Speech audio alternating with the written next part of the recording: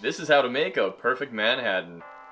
Alright, so today on the Island Caper, we are playing with whiskey. Mainly bourbon and local bourbon. Aged 5.5 years out of Mount Vernon. It's delicious. And because it's delicious, we don't want to mess with it too much. So, we're going to make a perfect Manhattan, which is a very old cocktail, but the reason it's old is because it's tried and true and it works. The reason it's called a perfect Manhattan is because we use equal parts sweet and dry vermouth. So it's really easy. Use a mixing glass. Use large cubes, preferably, but small cubes work too. This is what we have. We're on a boat. We do ½ ounce of sweet vermouth, a ½ ounce of dry vermouth, and then our delicious bourbon here. We do about 2½ ounces. It's a martini style, so it's meant to be strong. Don't feel guilty. And then you do 2 to 3 dashes of Angostura bitters for a classic perfect Manhattan. You can use a bunch of different kind of bitters if you like to mess with the flavor. Also, you can tweak the vermouth depending on if you're feeling adventurous or not. And then it's really easy. You don't want to bruise the whiskey or add too much oxygen, so you just stir it. You want to give it a good stir until it's really nice and chilled. With the higher proof bourbon, the ice disappears quickly, so you don't want to water it down too much. Take our strainer here into our lovely martini glass. They are historically served up. They're from the 1870s at a Manhattan bar, which is a long-standing bar in New York. And then you can garnish with a lemon twist or a cherry. We have some really nice cherries today, so we're going to use the Luxardo cherry. Then, perfect Manhattan. You should always have that lovely little red hue from the vermouth. And when you use both, it has a really nice balanced flavor.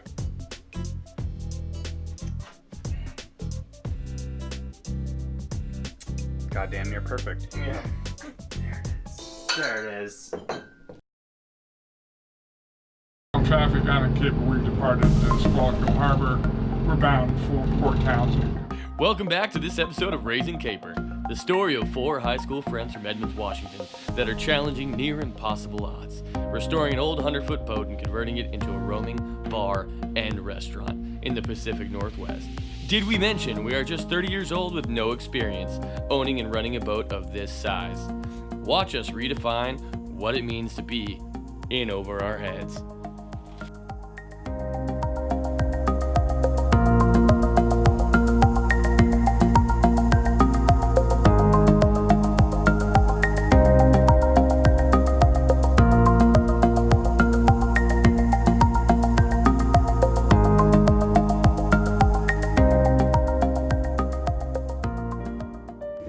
What's up, YouTube? So it's been a little while since we've had any sort of update. We're gonna try to do this in just a few takes. We've been very hard at work and we have not given up on this dream. Right now we're installing lights in the galley for our expo station. Nope. Not working. Not beams, just boxes. We've just turned into electricians pretty much. So we've had to learn pretty much on the fly, but it's been pretty fun. So Sometimes. Yep. It's fun when you put like a puzzle together like 6 times in a row, but you put one piece in incorrectly that looked like it was right. So you just have to keep pulling it apart and putting it back together when all you want to do is put together once and be done. Yep. So I'm laying currently in what we are calling the expo station. It's going to be where food will get plated and then sent up to the dining room, and it'll also be our prep area. Lower slowly. Lower slowly. Lowering slowly. You would not believe what it was that actually fixed this light. You just need to come in here and move this around, and see, there was this right there. It's stuck in between its settings, which is why the light didn't work. So now I'm just gonna tweak this up. Yeah, 4K right there. Right there. We're gonna close this up.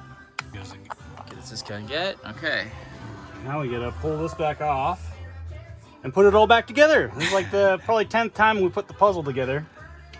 Probably won't be the last.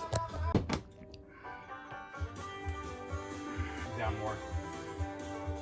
Connect it. So, it's bright.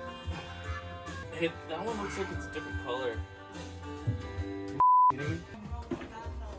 Kenny's always laying down on the job. Lazy piece.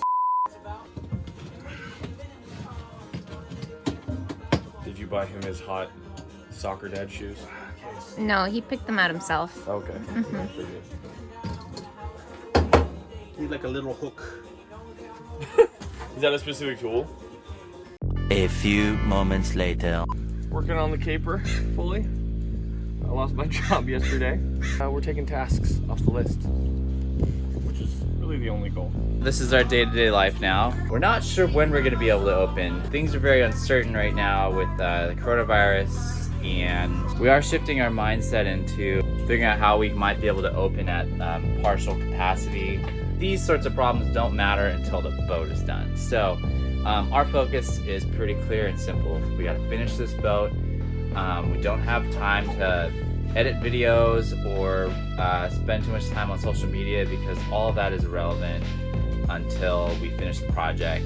But we are taking videos and we are recording things and documenting as we go. So like, just if you're out there watching us, I really, really appreciate the support. Please send us your good vibes and your good energy. We need, I think, some universal like love in our lives to like keep us Send out the good vibes, people. Send the good vibes over. So I'm gonna do a quick walkthrough of what we got left. So I'm standing in the galley, and it is completely taken apart right now. We need to run plumbing. We need to do flooring. We finished the ceiling, and we've basically finished the expo station. You guys have already seen the wheelhouse. The wheelhouse is mostly complete and functional. This is our security dog, Ska. Yeah. He's doing a really good job. And out here, we've gotten all the lights wired in, but we need to obviously put up paneling. But before we can put up paneling, all this wiring has to get inspected by the Coast Guard.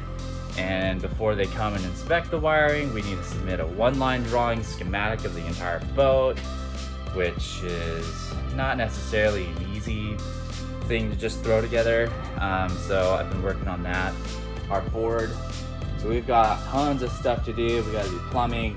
We got to build a sound shield. We got to refurbish our life rafts. 2 hours later.